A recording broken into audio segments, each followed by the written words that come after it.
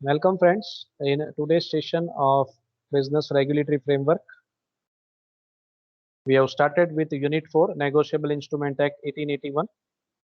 Out of the three main negotiable instrument, that is Bill of Exchange, Promissory Note, and check, today we are going to discuss about the most important negotiable instrument, that is check.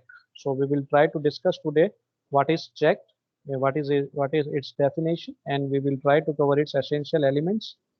So like this, in this format, they can ask you the question, define check and explain its essential elements, or in different way, they can ask you, define check, explain its features or characteristics. Essential elements पूछ ले, features पूछ ले, characteristics पूछ ले, confusion नहीं होना चाहिए, all are one and same. तो definition of check सबसे पहले हम discuss करेंगे, check क्या है. A check is a bill of exchange drawn on a specified banker and not expressed to be payable otherwise than on demand. Cheque को एक तरीके से बिल ऑफ एक्सचेंज माना जाता है, बिल ऑफ एक्सचेंज का ही एक स्वरूप है. और सबसे पहला इंस्ट्रूमेंट जो जिसका उपयोग किया गया था वो बिल ऑफ एक्सचेंज था. पहले सबसे पहले बिल ऑफ एक्सचेंज आया, उसके बाद चेक आया और उसके बाद प्रॉमिसरी नोट आया. तो बिल ऑफ एक्सचेंज सबसे पहला इंस्ट्रूमेंट है और उसके बाद चेक आया, इसीलिए चेक को बिल ऑफ एक्सचेंज इसीलिए माना जाता है. एक तरीके से उसी का स्वरूप है, उसमें से ही लिया गया है, लेकिन वो उसका शॉर्ट स्वरूप है, शॉर्ट फॉर्म है. बिल ऑफ एक्सचेंज थोड़ा लेंदी होता है, थोड़ा लंबा होता है, उसके अंदर स्टेटमेंट्स लिखे जाते हैं. चेक में स्टेटमेंट्स नहीं होते हैं, सिंपल वर्ड्स यूज किए जाते हैं, और ऑर्डर और बेरर, ऐसा सिर्फ दो तीन वर्ड्स ही यूज किए जाते हैं. तो उसी का एक स्वरूप है cheque. Cheque is a bill of exchange drawn on a specified banker. Banker ही आपको चेक बुक दे देती है, उसके ऊपर उसी बैंक का नाम प्रिंटेड लिख दिया जाता है और उसी को हम एक तरीके से उसी का हम उपयोग करते हैं. तो हम एक तरीके से बैंक को ऑर्डर करते हैं कि भाई मैं चेक इशू कर रहा हूँ, आप पेमेंट कर देना, मेरे अकाउंट में बैलेंस पड़ा है, आप पेमेंट कर दीजिएगा. तो on behalf of customer they are making payment एक तरीके से, और हमारा काम आसान हो जाता है, पैसे हमें होल्ड नहीं करने, बैंक में होल्ड करने हैं. सो ये, और एक ऑर्डर के अंदर ये बात स्पष्ट की गई है, जब तक डिमांड नहीं किया जाए तब तक पेमेंट नहीं करना है. It will not be paid until and unless the person who is holding the check is not demanding for the payment. So not expressed to be payable otherwise than on demand, यानी demand करोगे तो payment होगा. आपको bearer check मिला है तो आपको bank में जाना पड़ेगा, चेक वहाँ देना पड़ेगा, और चेक की जो प्रोसेस है, चेक के पीछे साइन करनी पड़ती है, साइन चेक होती है, उसके बाद आपको पेमेंट दिया जाता है. आप डिमांड करोगे इस तरीके से तो आपको पेमेंट मिलेगा. That is the definition of cheque as per section 6 of negotiable instrument act. A check is drawn on a banker only, while a bill of exchange can be drawn on anyone. Yes, इसका सबसे बड़ा difference है. Check जो है हम bank के ऊपर ही draw करते हैं, बैंक को ही लिखते हैं, बैंक को ही ऑर्डर करते हैं कि पेमेंट कर दीजिएगा. बिल ऑफ एक्सचेंज में हम किसी को भी ऑर्डर कर सकते हैं, यानी कोई भी व्यक्ति को ऑर्डर कर सकते हैं, जिसका नाम लिख देते हैं हम बिल ऑफ एक्सचेंज पे कि भाई आपको ऑर्डर कर रहे हैं, आपको पेमेंट करना है, तो उस व्यक्ति को करना पड़ेगा. यहाँ व्यक्ति होता है, over here it's a person, और यहाँ banker. Like bill of exchange, cheque has three parties. यहाँ तीन पक्षकार होते हैं, drawer, drawee and payee. Drawee in case of cheque is always a banker. ठीक है. ड्रॉवर कौन है सर? अगर आपको शॉर्ट क्वेश्चन पूछ लिया जाए that how many parties are there in case of cheque and name them, तो आपको लिख देना है there are three parties in case of cheque. Bill of exchange में भी तीन ही पार्टी है, चेक में भी तीन पार्टी है. चेक का पूछ ले तो चेक की बात कर रहे हैं. ड्रॉवर, ड्रॉई, पेई. ड्रॉवर कौन है? जिसका अकाउंट है, the person who is having the account in the bank, the person who issues cheque, the person who draws cheque, जिसने चेक लिखा है उसे ड्रॉवर कहते हैं. चेक किस पे लिखा जा रहा है? To whom the cheque is drawn, the cheque is drawn on the banker. So banker over is here drawee. Drawee कौन है? बैंकर, जिसके ऊपर ये चेक लिखा जा रहा है, जिसको ऑर्डर किया जा रहा है, वो हो गया ड्रॉई. पेई कौन है? The beneficiary, the person who is going to receive the amount, जिसे पेमेंट मिलने वाली है, जिसका नाम पे की कॉलम में लिखा जाएगा, उसे पेमेंट मिलने वाली. Payee, the beneficiary, the person who is going to receive the amount is called payee. तो इतनी क्लेरिफिकेशन आपके माइंड में होनी चाहिए जब आप लिखते हैं. A check is an unconditional order on the specific banker to pay on demand a certain sum of money to the bearer of the check or to his order. A bill of exchange is wider than a check. Cheque क्या है? एक unconditional order है, और ये order किसे दिया जा रहा है सर? बैंकर को दिया जा रहा है। फिक्स बैंकर है। जिस बैंक में आपका अकाउंट होगा उसी बैंक का चेकबुक आप यूज कर सकते हैं। और उस बैंक का जो नाम लिखा है वहां क्रॉस करके किसी और बैंक का नाम नहीं लिख सकते, वो स्पेसिफाइड है, फिक्स है। और पेमेंट कब किया जाएगा? जब डिमांड की जाएगी, रकम फिक्स होगी, वही रकम पे करनी है to the bearer of the cheque. जिसके हाथ में चेक है, जो होल्ड कर रहा है चेक को, या जिसको ऑर्डर किया गया है, वही व्यक्ति इसका उपयोग करके एनकैश करवा सकता है अपनी अमाउंट को। Therefore, a bill of exchange is a wider than a check. Cheque और बिल ऑफ एक्सचेंज की बात करें तो इन दोनों में से किसकी प्रोविजन ज्यादा सख्त है? तो कह सकते हैं सर बिल ऑफ एक्सचेंज की प्रोविजन थोड़ी ज्यादा सख्त है। Therefore, all checks are bill of exchange, ऐसा कह सकते हैं। चेक जो है बिल ऑफ एक्सचेंज हो सकता है, लेकिन all bill of exchange they are not cheques. और इनका मेन डिफरेंस है कि जो बिल ऑफ एक्सचेंज होता है उसके ऊपर स्टैम्प का उपयोग किया जाता है, चेक में कोई स्टैम्प नहीं लगता है। However cheque does not require acceptance. Cheque की एक्सेप्टेंस भी नहीं करवानी है। आप बैंक से पूछ पूछ के चेक इशू नहीं करोगे। आप बैंक को जब भी चेक इशू करना होगा तो बैंक को ऐसे नहीं पूछने जाओगे कि भाई मुझे मिस्टर एक्स ने मिस्टर वाई को 10,000 रुपये देने हैं, तो वो बैंक में जाके पूछने नहीं जाएगा कि भाई मुझे है ना एक पार्टी को 10,000 पेमेंट देना है मिस्टर वाई को, आप कहो तो चेक इशू कर दूं। आप एक्सेप्टेंस करोगे ना, ऐसे पूछने नहीं जाना है, वो करने ही वाला है, तभी तो आपको चेक दिया हुआ है। तो no acceptance is required in case of cheque. जबकि बिल ऑफ एक्सचेंज में एक्सेप्टेंस इज मस्ट, वो उसका सबसे इंपॉर्टेंट पॉइंट है। चलिए अब चलते हैं कैरेक्टरिस्टिक्स पे, फीचर्स पे, कि चेक की फीचर्स क्या है। तो चेक हमने आगे पढ़ा कि चेक जो है वो बिल ऑफ एक्सचेंज ही है, बिल ऑफ एक्सचेंज का ही एक स्वरूप है। So a cheque must fulfil all the essential requirements of bill of exchange की मेजोरिटी जो रिक्वायरमेंट्स है, फीचर्स है, वो सारे के सारे बिल ऑफ एक्सचेंज की जितनी भी एसेंशियल रिक्वायरमेंट्स है ऑलमोस्ट सारी की सारी चेक चेक और बिल ऑफ एक्सचेंज की कॉमन है, लागू पड़ती है।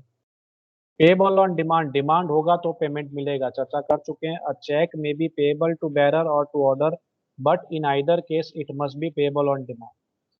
दोनों सिचुएशन में डिमांड होगी तो पैसे मिलेंगे। बैंक को सपना थोड़ी ना आएगा कि एक्स ने वाई को चेक दिया है, चलिए वाई को पेमेंट घर जाके दे आऊं। तो वाई ने बैंक में, बैरर चेक होगा तो वाई ने एक्स की बैंक में जाना होगा और डिमांड करनी होगी, भाई पेमेंट दीजिए, कैश दीजिए। अगर ऑर्डर चेक होगा तो वाई ने क्या करना होगा? अपने बैंक में जाना होगा, वहां उस चेक को डिपॉजिट कर देना है, क्लियरेंस प्रोसेस से उसके अकाउंट में वो बैलेंस आ जाएगी। तो अकाउंट में बैलेंस ट्रांसफर भी हो सकती है, ऑर्डर चेक होगा तो उस तरीके से उसकी प्रोसेस होगी। पार्टीज की अभी हमने बात की थी। There are three parties in case of cheque: drawer, drawee and payee. ठीक है, शॉर्ट क्वेश्चन में बहुत बार पूछा गया है, ध्यान रखिएगा।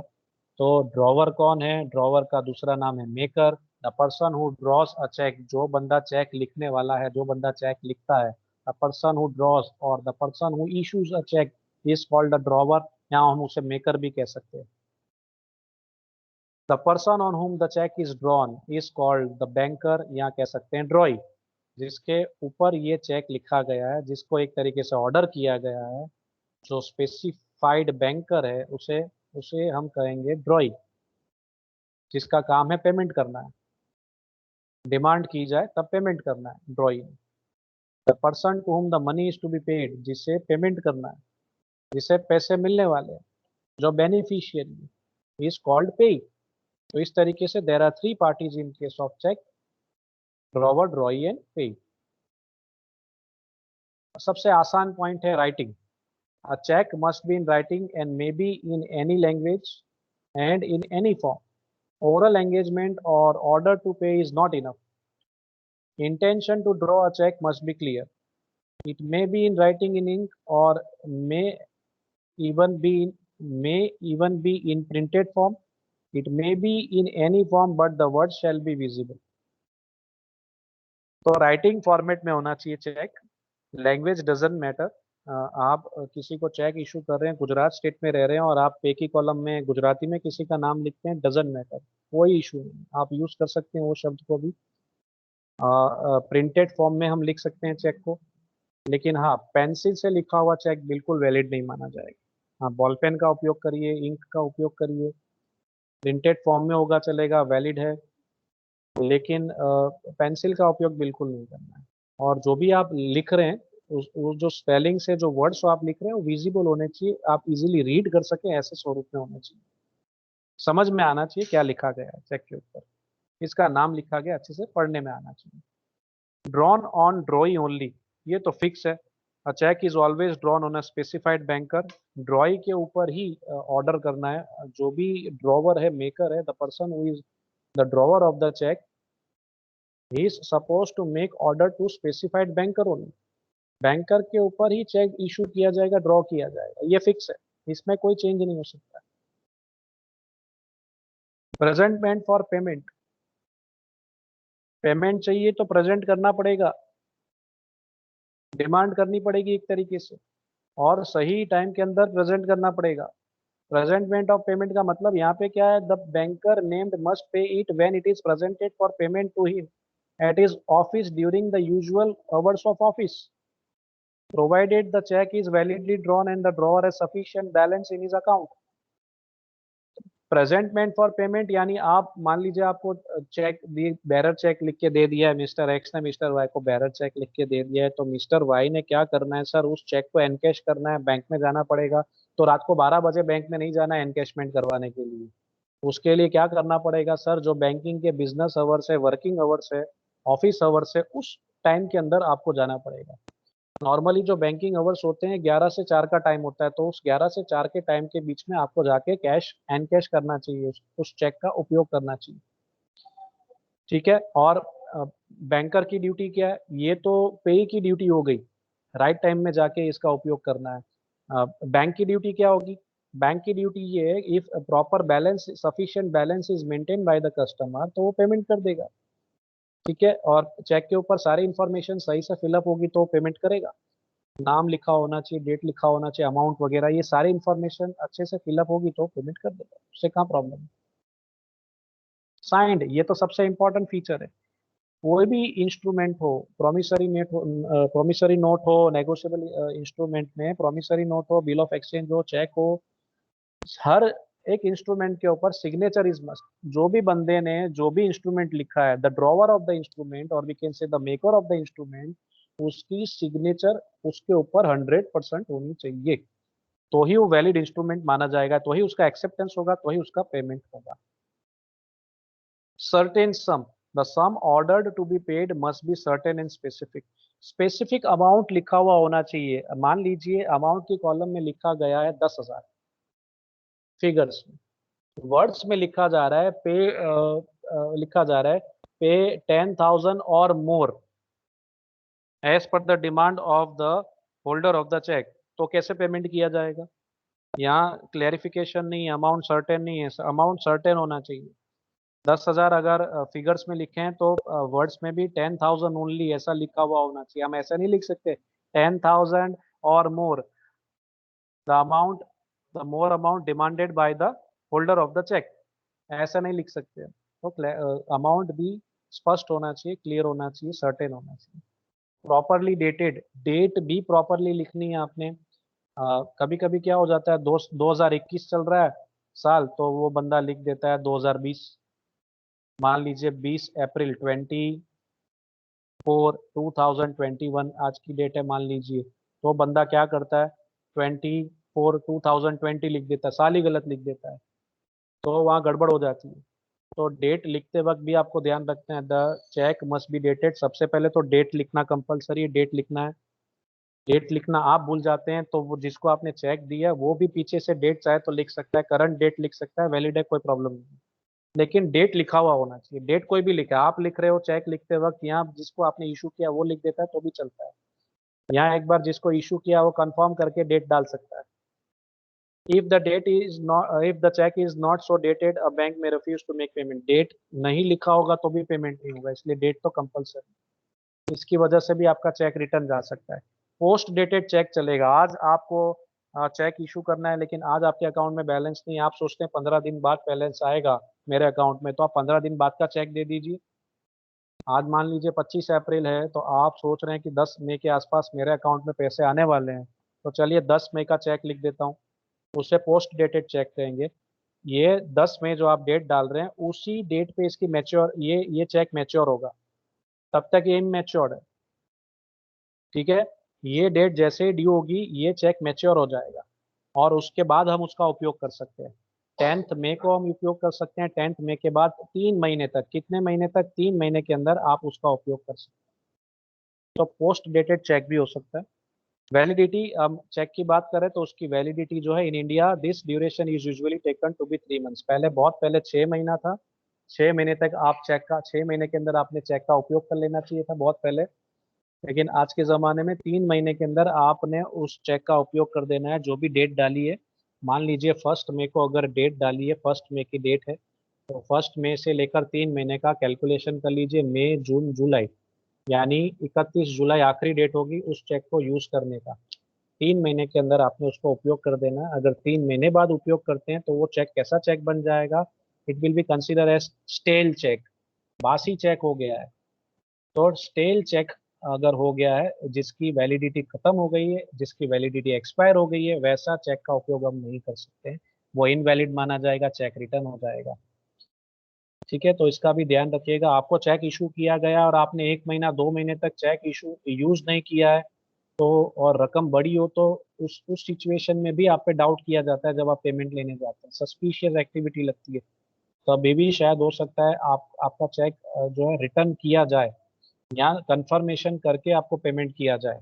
It may be confirm by the drawer, जिसने इशू किया उससे कंफर्म किया जाए क्या आपने 5 लाख का चेक मिस्टर वाई को दिया है, क्योंकि उसने 1.5 महीने बाद उपयोग किया है, जबकि आपके अकाउंट में तो पैसे पड़े हुए ही थे। तो वहाँ अगर कुछ डाउटफुल लगता है तो बैंक इस तरीके से क्रॉस टैली भी करती है। ये चेक का एक स्वरूप आपके सामने है। बैरर चेक का एक स्वरूप है, जहाँ नॉर्मली और बैरर जो शब्द होता है वो लिखा होता है।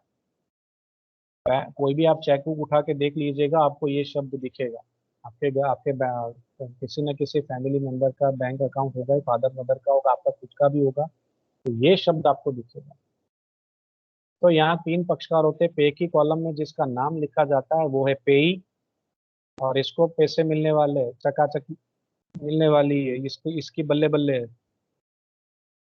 यहाँ रुपीस की कॉलम में और जो वर्ड्स की कॉलम में, फिगर्स की कॉलम में और वर्ड्स की कॉलम में, ये दोनों टैली होना चाहिए। इसमें डिफरेंस नहीं होना चाहिए। अगर हुआ तो चेक रिटर्न हो जाएगा। यहाँ ऊपर से डेट कट हो गई है, यहाँ ऊपर से डेट की कॉलम होती है, यहाँ डेट लिखनी होती है। बैंक अकाउंट यहाँ पे इस तरीके से प्रिंटेड फॉर्म में हो सकता है या स्टैम्प किया हो सकता है। बैंक का नाम लिखा गया है, बैंक का नाम लिखा है, यानी ये चेक का पेमेंट सिर्फ और सिर्फ कौन सी बैंक करेगी? यूको बैंक करेगी। और कोई इसको यहाँ काट के मैं बैंक ऑफ बड़ौदा नहीं लिख सकता, चलो बैंक ऑफ बड़ौदा लिख दूँ, ऐसा नहीं कर सकते। जो प्रिंटेड फॉर्म में जिस बैंक में हमारा अकाउंट है उस बैंक ने आपको चेक बुक दी है और उसी का उपयोग करना है पेमेंट करने के लिए, तो ही वो वैलिड होगा। तो ये हो गया कौन? UCO bank. यहाँ कौन हो गया सर? ये हो गया ड्रॉई, जो पेमेंट करने वाला है, जिसे हम ऑर्डर करेंगे। प्लीज पे टू मिस्टर, मान लीजिए यहाँ नाम लिखा गया है अमरदीप शर्मा, तो please pay to Amardeep Sharma, उसी को पेमेंट करना है, किसी और को पेमेंट नहीं किया जाएगा। लेकिन अमरदीप शर्मा को बैंक में जाना पड़ेगा और डिमांड करनी पड़ेगी कि भाई पैसे दीजिए। और यहाँ पे ड्रॉवर का डिटेल होगा, ड्रॉवर का नाम होगा और उसकी साइन होगी यहाँ पे, तभी पेमेंट होगा, तभी ये वैलिड चेक माना जाएगा।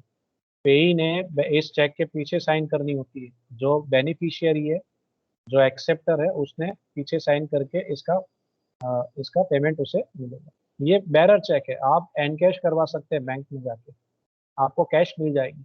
लेकिन अगर ऑर्डर चेक हो तो आपको ऑर्डर चेक कब मानेंगे? ऑर्डर चेक है सर, ऑर्डर चेक तब मानेंगे जब आप बेरर शब्द को काट देंगे।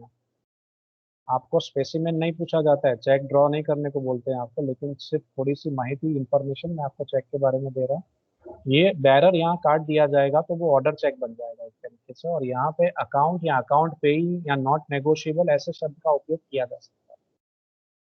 ठीक है, यानी ये चेक का उपयोग आपने अपने अकाउंट में करना है, अकाउंट में डिपॉजिट करनी है। आपका जहाँ अकाउंट है वहां जाके आपने उसमें डिपॉजिट कर देना है। पे इन स्लिप के साथ उस चेक की डिटेल्स भर के उसको डिपॉजिट कर देनी है, और 2 से 3 दिन में आपके अकाउंट में वो अमाउंट ट्रांसफर हो जाएगा। सेम ब्रांच का है तो एक ही दिन में ट्रांसफर हो जाता है, दूसरी ब्रांच का है, मीन्स दूसरी बैंक और दूसरी ब्रांच का है, अदर बैंक अदर ब्रांच का है, तो उसमें 2-3 दिन का समय लगता है और उसके बाद आपके अकाउंट में पैसे जमा हो जाते हैं।